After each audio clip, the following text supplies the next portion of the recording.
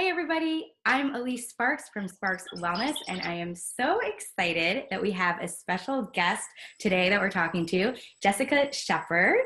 She is a holistic health coach and a body worker, and one of her main focuses, whatever, is about food and mood and mind-body therapies and connection and our gut and digestive health to help us with stress relief and self-care. So Jessica, I'm so happy that you're here and we get to talk today. Thanks. I'm happy to be here with you. I can already, was that? It's really nice to see you here. Yeah. It's nice to see you too.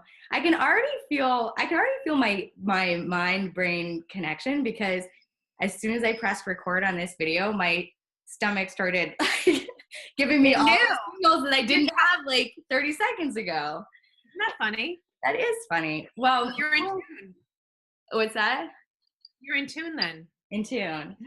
Well, before we get into the details of that, because I know that you have a lot to share with us about that today, but how did you get to, like, in your holistic health coaching practice, have one of your focuses be on gut health and digestion and all that good stuff?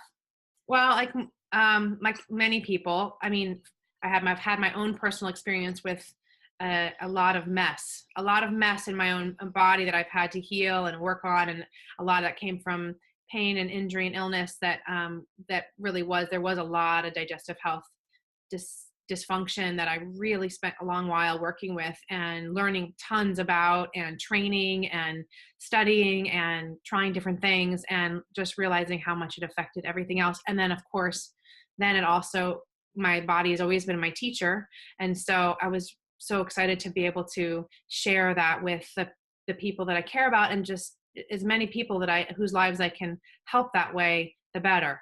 So, and I know that when your gut is off, your mood, your energy, your sleep, everything can be altered, even in ways that people don't realize at all. They just think it's normal.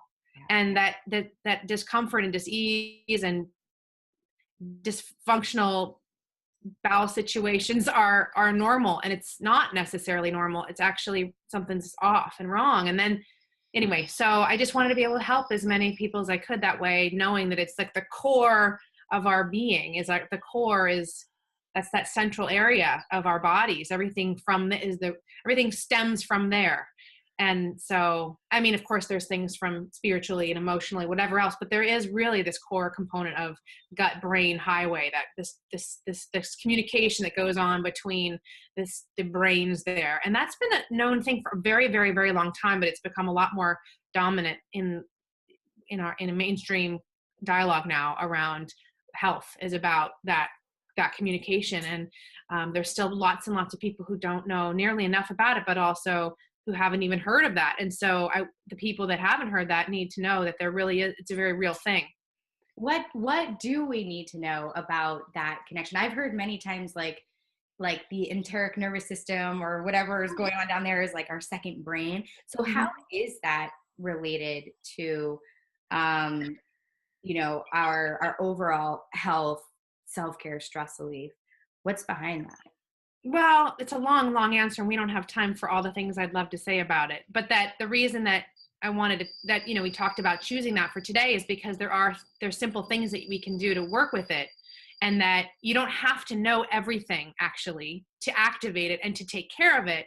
That if you have really complicated health issues, that's one story that one thing that you might have to do some other work with. But for the general mass of people who have stuff going on, you don't have to know everything. You just have to know that try some things to see if they work to make you feel better, and then move forward. So I think it's more important to know that you don't need to know everything, that you can help yourself in really, really profound ways by doing some simple practices and adding things into your life that are actually simple. And a lot of people think like it's complicated or need lots of time or lots of resources and money. And for some people that's true. I mean, I have spent personally lots of time, lots of money, lots of effort and energy learning about that stuff. But that's also because I care about that tremendously. And I also knew that it's an investment in my own health And then that way I can keep doing what I love in the world, which is to help other people with theirs as well. So for me, it's okay that it's been that kind of investment.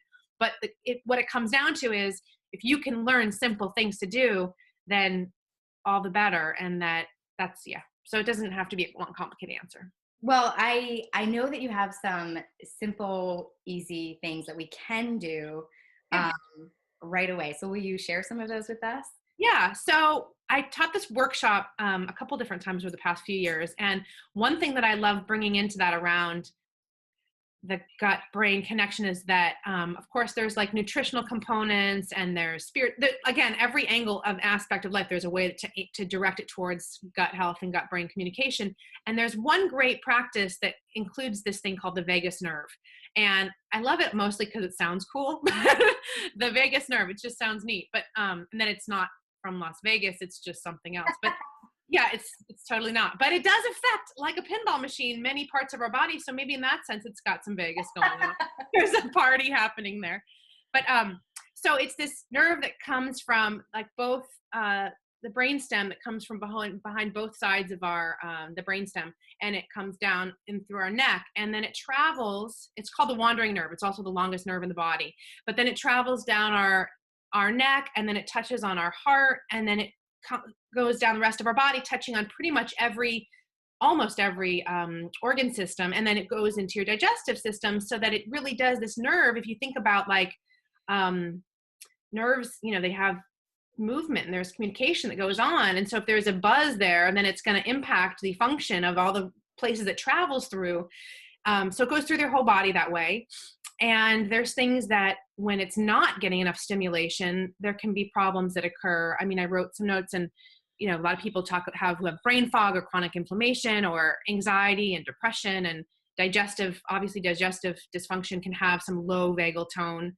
And so you want to make sure that, and they're even coming up with devices that some people are having when they don't have vagal tone, where they're implanting in people to stimulate if they really are having. Yeah, I mean, I've never met anyone that has it, but it's just like, oh, it's like a real thing. People are getting that happening. But you can stimulate your own vagal nerve by doing these great things. So a couple things are like people who do splashing cold water on your face every day, that actually can activate the vagus nerve. Meditation does too, like, and chanting and breathing, anything with like deep diaphragmatic breathing. If you open up that whole area, you stimulate the vagus nerve. So deep breathing, chanting. If you think about people say Om, and you say it really loud and full, that's a vibration in your throat and in your chest and your belly. So you saying Om and chanting. So meditation, what else did I list? Yoga, obviously certain movements in yoga, like that open up and stimulate the throat. And there's even, like in yoga, there's a pose where you like do this and laugh. Yeah. Even that, you make a sound out of that. Yeah. That'll stimulate the same area. Laughter. So yes. I like that one. Yeah. Massage. But I especially like that. Exactly. Every day. Massage can stimulate that also. So if someone else, working on that area, singing, chanting. And actually I read one, I didn't realize this. I forgot, I almost forgot to include this, but probiotics that, I just love how everything's connected. So taking certain strains of probiotics, like lactobacillus, that it's shown to increase GABA, which is a